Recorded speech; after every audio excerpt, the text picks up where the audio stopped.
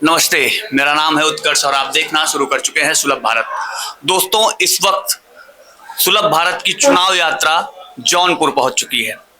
जौनपुर कचहरी में हम मौजूद हैं और हमारे साथ तमाम युवा अधिवक्ता मौजूद हैं। इनसे बातें करेंगे, जानेंगे, समझेंगे कि जौनपुर का ये चुनावी रण कितनी तीव्रता से चल रहा है और ये किधर जाएगा।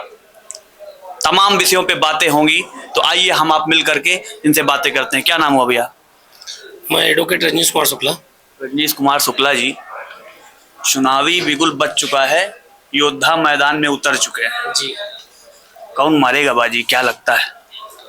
भारतीय जनता पार्टी के सामने कोई लड़ाई में ही नहीं है। हैं?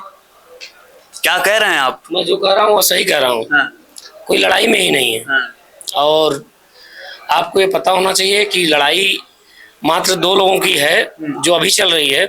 और ये जो आए हैं कुशवाहा जी, उनको तो बस ये बेस बनाया गया है कि वो बी टीम की तरह काम कर रहे हैं। और लड़ाई में सांसद, माननीय पूर्व सांसद जी को छूटने के बाद थोड़ी बहुत अगर पैरेलल कोई लड़ाई लड़ रहा है तो सांसद जी लड़ रहे हैं कृपाशंकर सिंह जी से। और बाकी समाजवादी पार्टी के जो प्रत्याशी हैं वह एक डमी कैंडिडेट हैं और उनके विषय में बसपा सरकार में जब वो रहे हैं तो उनके विषय में लोग भली भांति जानते हैं, जो क्या किए हैं, उनके कृत्य को जानते हैं कि उन्होंने क्या किया है जेल में रहते हुए। तमाम हत्याएं आपको पता होना चाहिए कि उस दौरान बसपा की सरकार हुआ करती थी, उसमें तमाम सीएमओ को मरवा दिया गया। अभी जांच चल रही है, घोटाले की भी जांच चल रही है, सब कुछ है। एनएचआरएम घोटाला भी जान रहे हैं। जनता जागरूक है और जनता जानती है कि हमको जब भी देखना है तो अपने यहाँ जौनपुर जिले के प्रत्याशी को देखना है। जिले के दो प्रत्याशी हैं, माननीय कृपाशंकर जी और श्री कला धनंजय सिंह। दो प्रत्याशी जिले के हैं। दो प्रत्याशी। पहले प्रत्याशी के ऊपर भारतीय जनता पार्टी के जो प्रत्याशी हैं कृपाशंकर सिंह जी के लिए कहा जाता है कि भाई बाहर से आए हैं, उनकी कर्मभूमि हमेशा से महाराष्ट्र रही है, महाराष्ट्र सरकार में मंत्री रहे, कभी कांग्रेस में रहा करते थे, अचानक भारतीय जनता पार्टी में आ गए और भारतीय जनता पार्टी ने उनको मैदान में उतार दिया जौनपुर से। और लोग ये भी कहते हैं कि क्या जौनपुर से भारतीय जनता पार्टी को कोई प्रत्याशी और नहीं मिला? हमको बड़े गर्व और फक्र के साथ बताना पड़ता है कि हम लोग जौनपुर के होके और महाराष्ट्र में जाके अगर गृह मंत्री बनाना, एक जिले से उठ के अगर एक दूसरे राज्य में जाके गृह मंत्री बनना भी बहुत बड़ी बात है। और देखिए, कर्म भूमि किसी का कहीं हो सकता है, जन्मभूमि हम देखते हैं, जन्मभूमि उनका जौनपुर है। क्या लगता है कि जिस तरीके से विपक्ष ये माहौल बनाता है, साहब महाराष्ट्र से आए हैं, तमाम और बातें करता है, कांग्रेस सरकार में रहे, तमाम आरोप लगे, उन आरोपों के बाद वो भारतीय जनता पार्टी में शामिल हो गए, ये बातें विपक्ष लगातार करता है और ये मीडिया में भी बातें चलती हैं। क्या उसका खामियाजा भुगतना पड़ेगा या नहीं? विपक्ष के पास कोई मुद्दा नहीं है, विपक्ष मुद्दा विहीन है, विपक्ष के पास कोई मुद्दा नहीं है। और रही बात सरकार की, तो लगभग यहाँ जितने नेता हैं हमेशा पार्टी बदले हुए हैं। कोई ऐसा एक प्रत्याशी नहीं है जो जिसके पास एक बेस हो। इसलिए विपक्ष उन मुद्दों पे बात करे जिस पे जो है वो स्वयं जो है सही है। क्या नाम हुआ भैया? हमारा नाम अभिजीत सिंह एडवोकेट है। अभिजीत सिंह जी, जिस तरीके से शुक्ला जी कह रहे हैं विपक्ष मुद्दा विहीन है, क्या लगता है सही कह रहे हैं? देखिए, जौनपुर लोकसभा का चुनाव प्रदेश के और देश के चुनाव से भिन्न चुनाव। बहुत सीधी सी बात समझिएगा कि सड़क पर हलचल है और घर पे सबके शांति। यह चुनाव आज की तारीख में अब कोई प्रधानमंत्री, कोई गृह मंत्री या कोई मुख्यमंत्री आके रैली निकालता है, सम्मेलन करता है, तब तो यह मुद्दे का चुनाव बन सकता है। आज की तारीख में ये सम्मान का चुनाव है। लड़ेगा जौनपुर, जीतेगा जौनपुर। आज जौनपुर का चुनाव है। आज जौनपुर भाजपा के खिलाफ लड़ रहा है, आज जौनपुर सपा के खिलाफ लड़ रहा है। यदि मुद्दा प्रभाव डालता हो तब तो भाजपा की सीट निकल सकती है, लेकिन जहां तक हमारा आंकड़ा है, मुद्दे का चुनाव अब ये रह ही नहीं गया है। क्योंकि माननीय पूर्व सांसद धनंजय सिंह को छूटने के बाद जिस तरह से आप मीडिया भाई आप लोग देख रहे होंगे, जिस तरह से जनता ने करवट लेना शुरू किया है, तो वो अंदाज अपने आप में बता रहा है कि ये एक ऐतिहासिक चुनाव होगा और जौनपुर की जो सीट है, जो विशेषकर जौनपुर लोकसभा, इसका आप इतिहास उठा के देख लीजिएगा। ये एक ऐसी सीट है जिस सीट पर पूरे पूर्वांचल के पूरे प्रदेश की नज़र होती है, यहाँ तक कि जो है पश्चिम बिहार की भी नज़र होती है। ये एक ऐसी सीट है कि जो हमेशा से, जब से भारत आज़ाद हुआ है, ये अपने आप में हमेशा सत्ता विरोध में रही है और कहीं न कहीं सांसद जी को जेल जो भेजा गया वो एक अंडर करंट पैदा हो चुका है। मेरा ये कहने का मतलब नहीं है कि बीजेपी को वोट नहीं मिलेगा, मेरा ये कहने का मतलब ये नहीं है कि पूर्व सांसद को जो है सारे वोट मिल जाएंगे, लेकिन आप अभी चुनाव को भांप नहीं सकते। 25 तारीख के सुबह तक का सबको वेट करना पड़ेगा। हम क्षत्रिय समाज से हैं, लोग कहते हैं कि क्षत्रिय सांसद जी के साथ पूरा है, लोग कहते हैं कि क्षत्रिय कृपाशंकर जी के साथ पूरा है, लेकिन ये कहना अभी बहुत जल्दीबाजी होगी। अभी ये कहना बहुत जल्दीबाजी होगी कि मौर्य जो है कुशवाहा जी के साथ है। अच्छा, जिस तरीके से आदरणीय पूर्व सांसद धनंजय सिंह भी क्षत्रिय समाज से हैं और भारतीय जनता पार्टी के प्रत्याशी आदरणीय कृपाशंकर सिंह जी भी क्षत्रिय समाज से आते हैं, तो क्या नहीं लगता कि जब दो क्षत्रिय मैदान में उतरे हैं तो वोटों का बंटवारा होगा और फायदा कोई तीसरा ले जाएगा? देखिए, क्षत्रिय बहुत चालाक बिरादरी है, ये हमेशा ध्यान दीजिएगा। मलनी से सांसद जी जब भी चुनाव लड़ते हैं, क्षत्रिय जानता है कि वोट का बंटवारा होगा, सपा जीतेगी, फिर भी क्षत्रिय जो है सांसद जी को वोट किया है। ये जानते हुए भी क्षत्रिय सपा के विरोध में जो जीता हुआ प्रत्याशी होगा उसको वोट देगा। अब वो अगर कमल खिलता दिखेगा तो क्षत्रिय 25 तारीख को सुबह 8 बजे कमल पे दबा देगा। अगर हाथी निकलती दिखेगी तो क्षत्रिय वहां पे दबा देगा। क्षत्रिय सपा विरोध में वोट करेगा बड़े तादाद में, अब बहुत चालाकी से करेगा। और सिर्फ क्षत्रिय की मैं बात नहीं कर रहा, मैं पूरे सवर्ण की बात कर रहा हूँ, मैं ब्राह्मण को भी उसमें जोड़ता हूँ। और अभी तो है, चुनाव अभी शुरू हुआ है। आपके साथी कह रहे हैं कि भाजपा के सामने कोई है ये नहीं है। अब ये इनके विचार हैं, इनके विचार हैं, इसमें हमारा कोई अधिकार नहीं है कि हम इस विचार से असहमत हो। लेकिन अब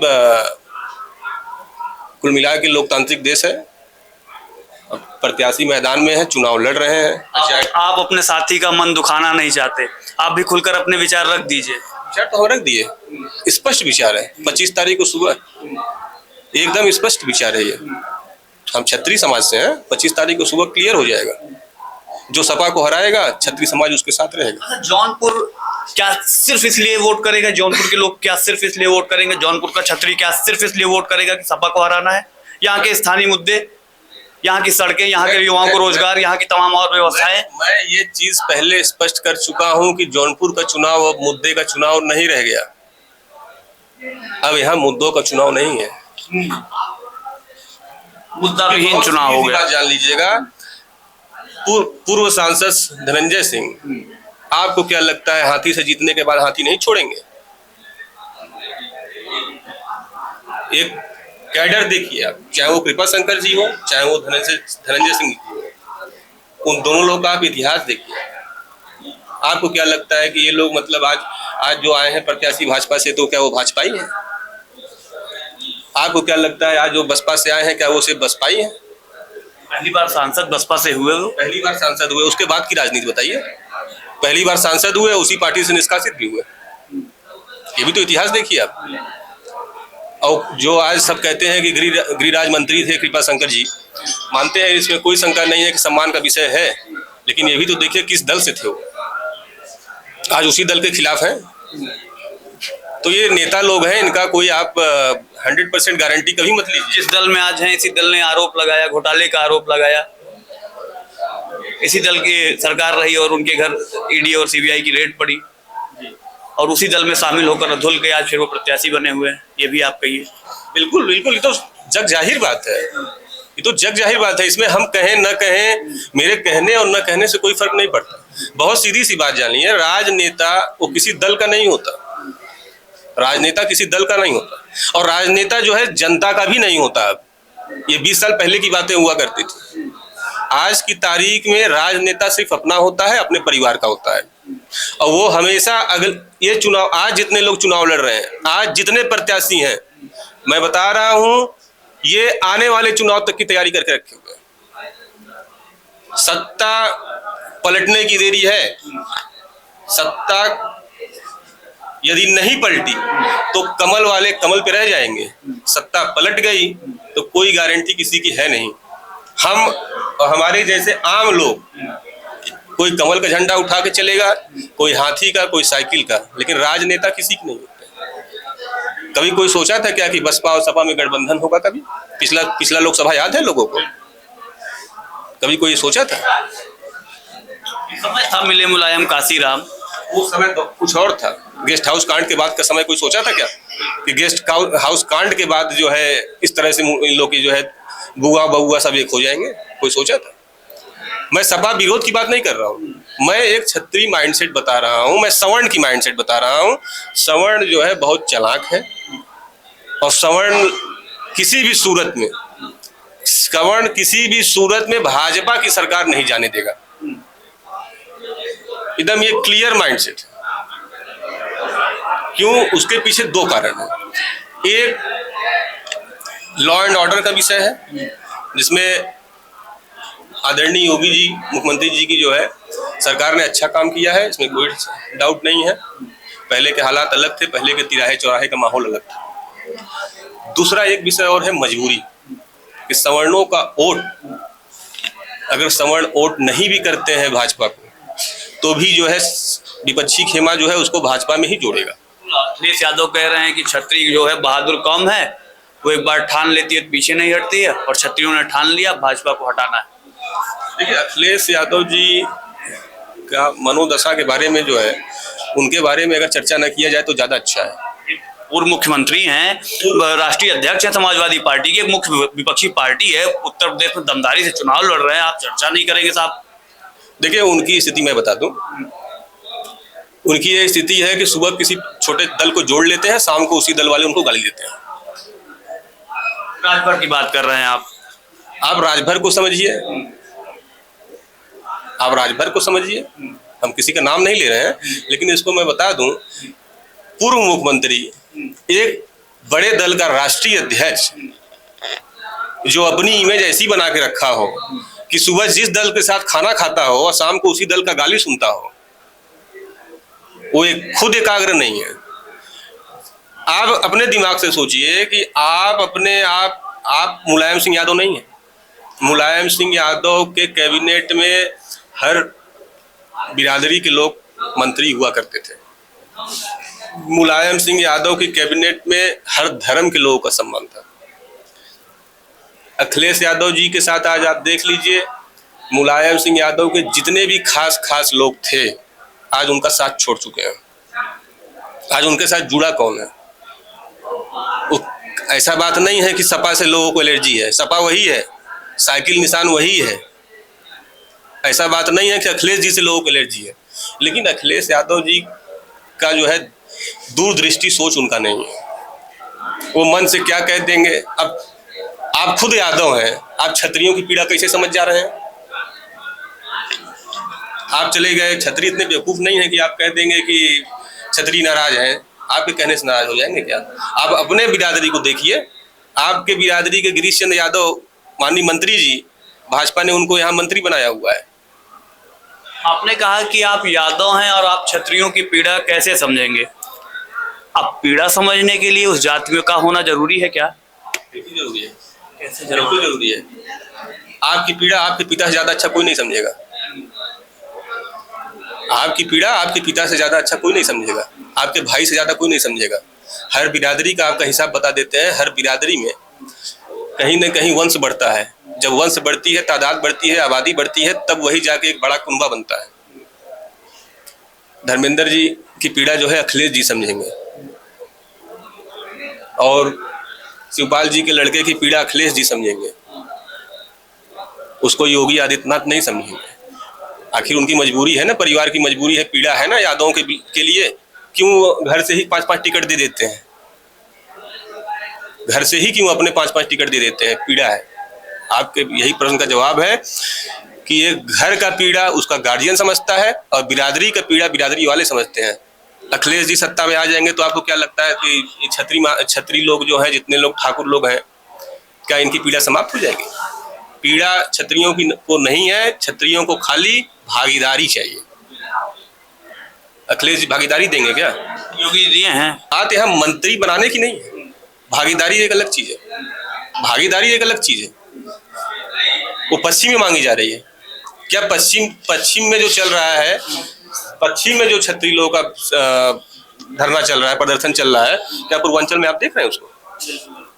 बिल्कुल नहीं दिख रही है। बात भागीदारी की नहीं है। आज राजा भैया, मानी राजा भैया आज किसके साथ है?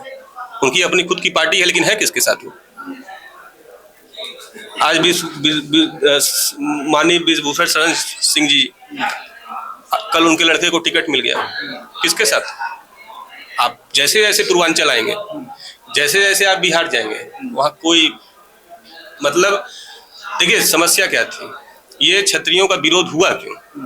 दरअसल भाजपा ने जो गलती किया कि वो टिकट बांटते समय छत्रियों को उस सीट पे टिकट दिया जहां छत्री कम है, जहां मुसलमान ज्यादा है। सिर्फ इतनी सी बात है, और कोई बात थोड़ी ना है। कम से कम इतना तो है कि छत्रियों को भाजपा ने टिकट तो दिया है। अखिलेश जी तो अपने घर के 5 लोग को पहले खाली हो तब ना टिकट बांटेंगे। अगर अखिलेश जी का गठबंधन किसी राष्ट्रीय दल से अगर हो जाए ईमानदारी से, और राष्ट्रीय दल जैसे कल को भविष्य में कांग्रेस मजबूत हो जाए और कांग्रेस उनके ऊपर दबाव बनाने लगे कि माननीय अखिलेश जी मैं आपको सिर्फ 5 सीट दूंगा, तो क्या वो अखिलेश जी 5वीं सीट अपने घर के अलावा किसी और को देंगे क्या? प्रश्न यहाँ पे ये है। सबसे बड़ी सोचने वाले यादों को के लिए सबसे बड़ी सोचने की बात तो यही है कि यदि ऐसी बात आ गई कभी गठबंधन में कि 5 सीट आपको दी जा रही है, तो क्या मैं कहता हूँ ठीक है 4 अपने ले लें, क्या वो 5वीं सीट किसी और यादव को मिलेगा उनके घर के बाहर का? परिवार से बाहर नहीं निकल पा रहे हैं। उनके देखिए, उनके साथ अब उनकी बिरादरी है नहीं। जाके आरएसएस में देखिए, यादव पदाधिकारी बैठे हुए हैं। जाके आप हमें जिले में आइए, 9 विधानसभा का क्षेत्र है, हमारे यहाँ के यादव जी जो है मंत्री हैं जो है इस समय, उनके साथ धर्मेंद्र यादव जी को देखिए आप, भाजपा में जो है महासचिव पद पे है। अब अखिलेश जी के साथ देखिए, अखिलेश जी के साथ समस्या क्या हुआ, उनके पिताजी की स्थिति क्या थी, वो सबको लेकर चलते थे। अखिलेश जी अब सिर्फ अपने परिवार को लेकर, तो पीडीए की बात करते हैं आप, पीडीए की बात अब उनके बारे में चर्चा ना करें। कहते हैं कि हाँ भाई हम पीडीए को साथ लेकर चलेंगे और ये पीडीए जो होगा ये भारतीय जनता पार्टी को चारों खाने चित कर देगा। पीडीए में तो राजभर छोड़ दिए उनको, निषाद जी पहले ही छोड़े थे, कहाँ है पीडीए? रही बात कांग्रेस के साथ गठबंधन है, अल्पसंख्यक की बात है, तो अब आज की तारीख में आप देखेंगे कि 2-3 मुद्दे हैं मुसलमानों के यहाँ भी, 3 तलाक का मुद्दा है। तो देखिए कुल मिला के भाजपा इनके पीडीए के विरोध में नहीं है, क्योंकि भाजपा का मुद्दा अलग है। भाजपा को कोई सामाजिक गठबंधन नहीं कराना है, कोई बिरादरी का गठबंधन नहीं कराना है, वो सबको लेके चल रही है, सबका साथ सबका विकास, सबको लेके चल रही है। और अखिलेश जी वो तो हर चुनाव में जब आते हैं तो कोई न कोई एक तो बन जाता है उनका, कभी पीडीए बन जाएगा, पिछली बार पता नहीं क्या वो एमवाई सब जो है वो तो उसी में अभी चल रहे हैं। और अब उनको तो जान लीजिए कि उनको तो मुख्यमंत्री कभी होना नहीं, वापस नहीं हो पाएंगे, अब वो कभी नहीं हो पाएंगे। अब वो अपनी लाल टोपी लगाए रहे, अब वो लाल टोपी, अब देखिए क्या पता इस बार तो लड़ रहे हैं, अगली बार क्या पता वो लाल टोपी भी न रहे। साइकिल सचिवालय जाएगी कि नहीं जाएगी? नहीं, साइकिल सचिवालय, उनकी सोच आप देखिए, हिंदुस्तान विकास की ओर है, हिंदुस्तान को 2047 तक जो है एक विकसित देश बनाना है, डेवलप्ड कंट्री बनाना है, और अभी भी वो सचिवालय साइकिल से जाने की बात करते हैं। उनको बात करनी चाहिए BMW मर्सिडीज से जाने की, अभी भी वो बात साइकिल से जाने की करते हैं। तो उनकी सोच देखिए आप, उनको कहना चाहिए कि सपा के लोग सचिवालय में जाएंगे। हो सकता है वो वातावरण को मेंटेन करना चाहते हो, साइकिल चलाते हो, सेहत बनाना चाहते हो। नहीं, सेहत अच्छी है उनकी, स्पोर्ट्समैन है, इसमें तो कोई शंका नहीं है। हमारे हमारे जैसे 2 4 5 को तो अकेले संभाल लेंगे, इतना तो है, इतना मैं मानता हूँ। और स्वभाव भी अच्छा है, पढ़े लिखे भी हैं, पढ़े लिखे भी हैं। लैपटॉप भी देते हैं। हाँ हाँ, उसी लैपटॉप को भारतीय जनता पार्टी मोबाइल बना देती है। बना देती है। अब देखिए, उनके शिक्षा पे कोई शंका नहीं है, उनके व्यवहार पे कोई शंका नहीं है। हाँ, ये है कि रात में सपना देखते हैं, सुबह उठते हैं, कोई नया गठबंधन तैयार हो जाता है, उससे राजनीति नहीं होगी अब। क्योंकि अब अल्पसंख्यक भी बढ़ चुका है, पिछड़ा भी बढ़ चुका है, दलित भी बढ़ चुका है। आज की तारीख में बसपा भी गारंटी नहीं ले सकती कि दलितों का टोटल वोट उसको मिले, और पीडीए का गठबंधन ये बना के घूम रहे हैं। जो कहा जाता था कि दलित वोट पूरी तरह से हाथी के साथ है, आज हाथी भी गारंटी नहीं ले सकती कि हमारे ऊपर सारे दलित बैठ के चलेंगे। तो सपा के साथ दलित, हमको तो जो दिखता है ग्राउंड पे, दलित तो पूरी कोशिश करते हैं कि चाहे जो हो जाए, साइकिल पे तो न चले, चाहे जो हो जाए, कमल का बटन दबाएंगे, कमल खिलाएंगे और फ्री का राशन खाएंगे। देखिए, अब है क्या, इसमें बुराई क्या है, अच्छाई क्या है, जरा बताइएगा। आप 80 करोड़ लोगों को आप मुफ्त राशन दे रहे हैं। रोजगार की बातें जब होती हैं तो आप मौन हो जाते हैं। इलाहाबाद जैसे कमरों में 10 बाई 10 के, इलाहाबाद शहरों में 10 बाई 10 के कमरों में युवा अपनी हड्डियां गला रहे हैं। लगातार पेपर लीक हो रहा है।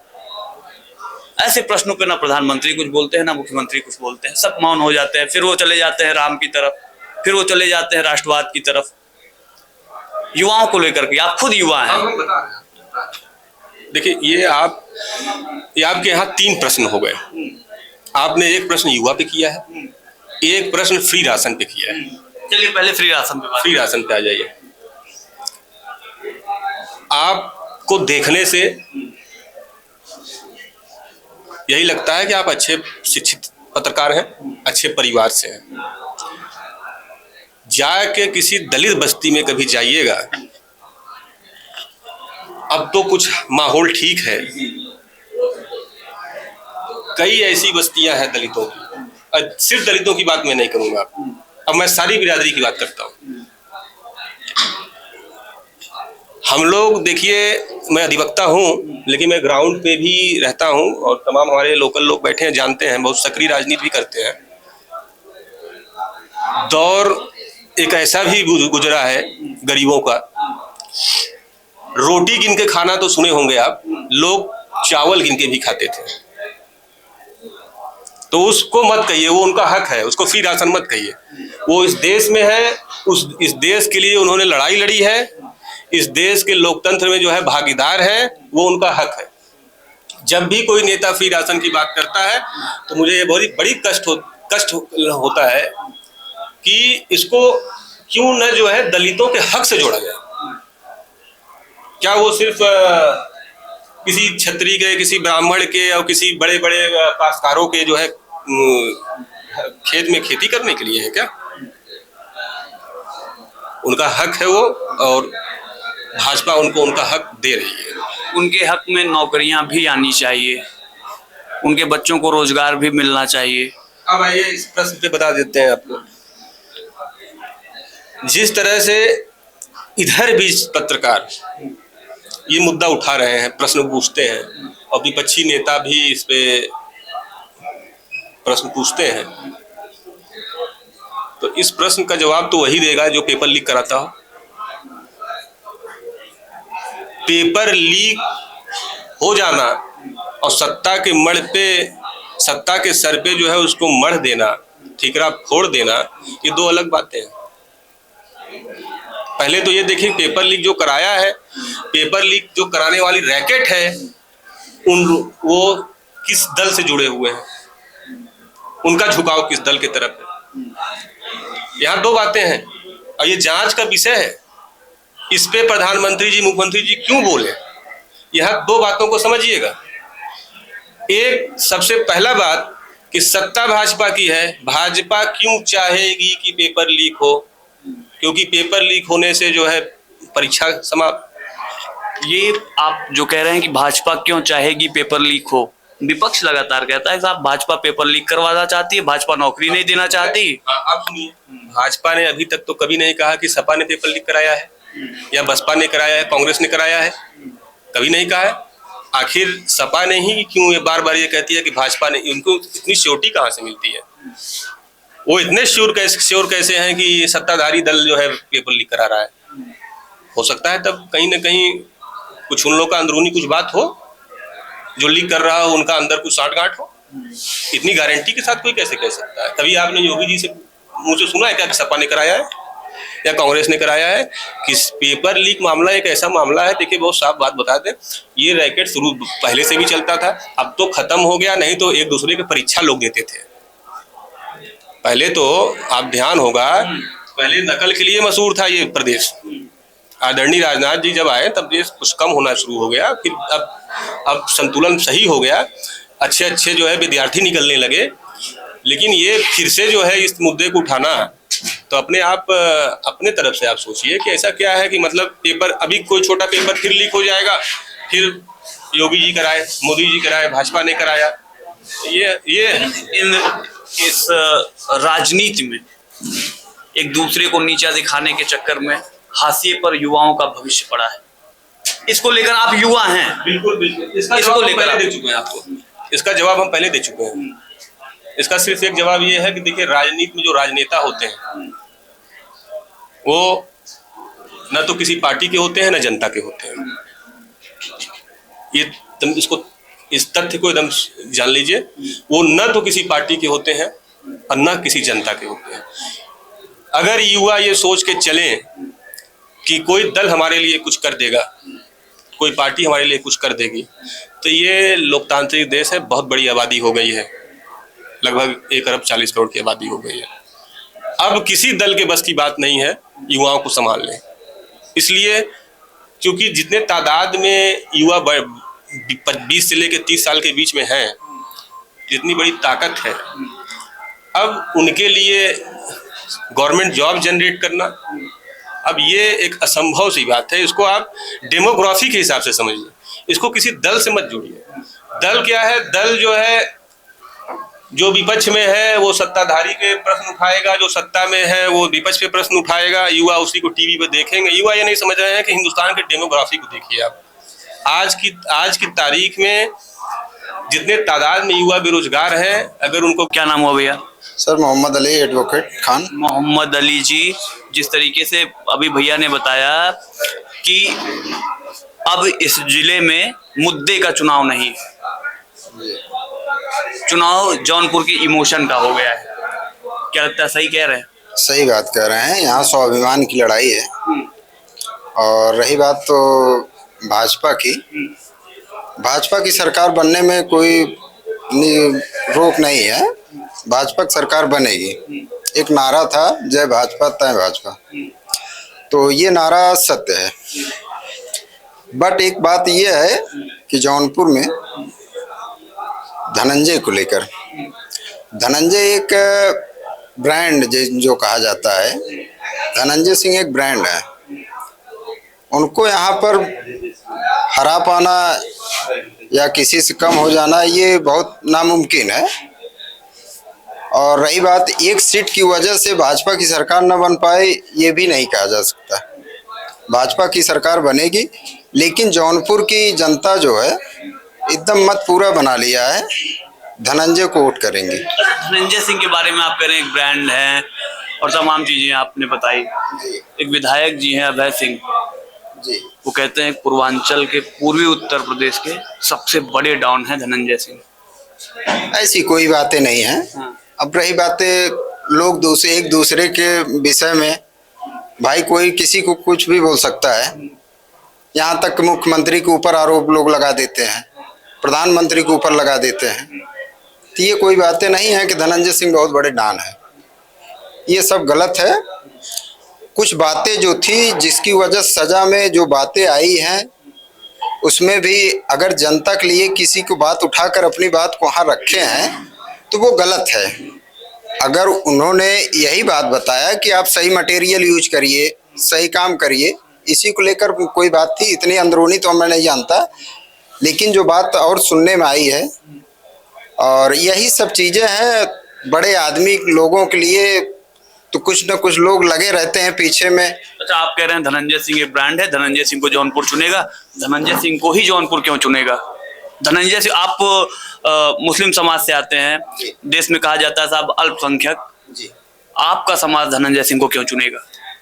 धनंजय सिंह ऐसा है कि ये छोटे जात से लेकर बड़े जात तक सबके घर द्वार पर पहुंचना, सबकी भलाई करना, और अभी तक कोई नेता इस तरीके से नहीं पहुंचता। सबसे बड़ी बात, अगर 50 या 100 लोग 1000 के बीच में आप खड़े हैं, अगर आपको धनंजय सिंह चिन्ह रहे हैं, जान रहे हैं, वहीं साथ उठा देंगे कैसे हैं आप।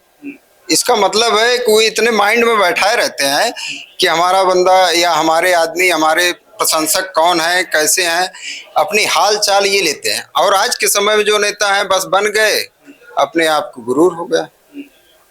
तो ये लोग अलग है और धनंजय में ये क्वालिटी ज्यादा है। कृपा शंकर सिंह भी तो हैं। कृपा शंकर का देखिए नया चेहरा है, ये हम नहीं कहेंगे कि हार जाएं, लेकिन यह है कि धनंजय से जीत भी नहीं पाएंगे।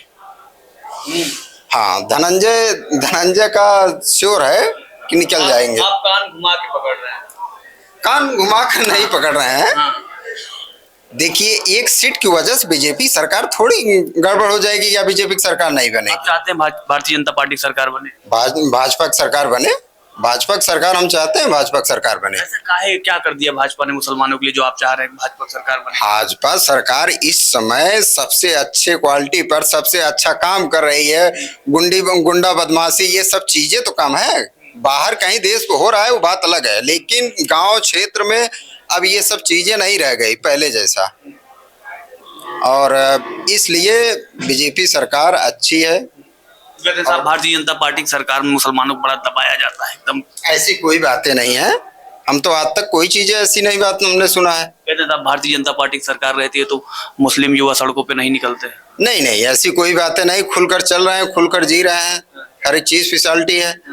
अपनी बात को हर चीज रखना, जाना आना, चाहे जब आओ जाओ, ये कोई बातें नहीं है। अब किसी की खास कोई और बात हो तो बात अलग है। अखिलेश जी हैं, कहते हैं साहब अखिलेश युवा मुख्यमंत्री रहे हैं, वो अच्छे हैं, लेकिन स्टेट लेवल में अच्छे मुख्यमंत्री के रूप में अखिलेश ही अच्छे लगते हैं और अच्छे भी हैं। देखिए अब दिल से निकल रही है बात। नहीं, देखिए जो उन्होंने अखिलेश ने किया है, बहुत सब चीजें किया, एम्बुलेंस 108 112 ये सब जो चीजें आज भी अगर उनको देखा जाए तो जनता उनको भी याद करती है। बाबा ने नहीं किया कुछ? नहीं, तो आपने कहा कि अखिलेश जी मुख्यमंत्री के तौर पे बहुत अच्छे हैं, बाबा ने कुछ नहीं किया क्या? नहीं, बाबा भी नहीं किया है, लेकिन कुछ जो ऐसे कार्य हैं जो अखिलेश ने किया है वो तो याद तो किया ही जाएगा भाई। कौन बेहतर, बाबा या अखिलेश? वैसे स्टेट लेवल में तो इस हिसाब से तो अखिलेश ही अच्छे हैं, अखिलेश ही अच्छे दिल में है भैया। हाँ जी जी। लेकिन सेंट्रल में तो प्रधानमंत्री मोदी ही ठीक है जी। ये तो हम कहते हैं मोदी के बाद योगी जाएंगे।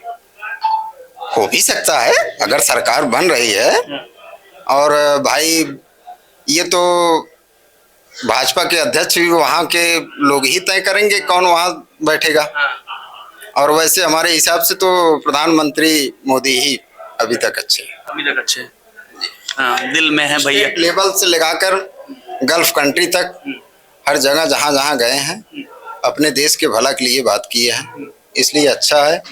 और योगी आदित्यनाथ भी काम अच्छे कर रहे हैं। जौनपुर में विशेष जौनपुर विशेष यही बात है कि धनंजय सिंह निकल चुके हैं, जीत चुके हैं, कोई नहीं है, रोक नहीं पाए। चुनाव जीत चुके हैं। अरे वो एक ब्रांड है, ब्रांड को कोई थोड़ी टक्कर दे पाएगा। धनंजय सिंह एक ब्रांड है जी, उनके टक्कर में कोई नहीं है। ये दिल से कह रहे हैं, जुबान से? दिल से एकदम हकीकत है, दिल से एकदम हकीकत है, धनंजय सिंह जीत रहे हैं। चलिए भैया, जिस तरीके से अभय सिंह जी का बयान आया आदरणीय सांसद धनंजय सिंह जी को लेकर के, क्या लगता है आपको, क्या सोचते हैं उस पर आप? देखिए, अभय सिंह जी का जौनपुर ननिहाल है और ननिहाल में थोड़ी छूट दी जाती है नाती को बोलने के लिए, तो जब तक ननिहाल में आएंगे बोलते रहे, कोई उससे सेहत पे सांसद जी के असर पड़ने वाला है नहीं।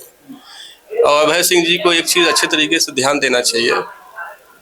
उनके साथ सबसे बड़ा प्रश्न तो ये है कि वो सांसद जी को जिताने आए हैं कि हराने आए हैं।